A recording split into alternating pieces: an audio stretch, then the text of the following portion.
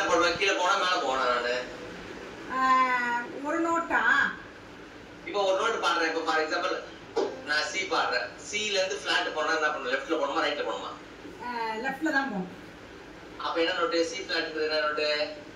C ஃபிளாட்டுக்கு வந்து half step கீழே வந்தா பி வந்துரும். அவ்வளவுதான், முடிஞ்சு போச்சு. இப்போ சில இருந்து ஹாஃப் ஸ்டெப் அதிகமா போனா என்ன பண்ணணும்? சில இருந்து ஒரு ஹாஃப் ஸ்டெப் அதிகமா போனா டி. இல்லையே. இல்லையா? சி ஷார்ப் இல்ல? C sharp. ஆமா, இங்க பாருங்க. கரெக்ட்டா? சில அந்த குரோமேட்டிக் ஸ்கேல் சொல்றீங்க. Correct correct. எப்பவுமே அப்படிதான்டா. எப்பவுமே ஷார்ப்னா ஹாஃப் ஸ்டெப் தான். இப்ப பாருங்களேன், இது சி, இது சி ஷார்ப். அவ்வளவுதான். இப்போ சி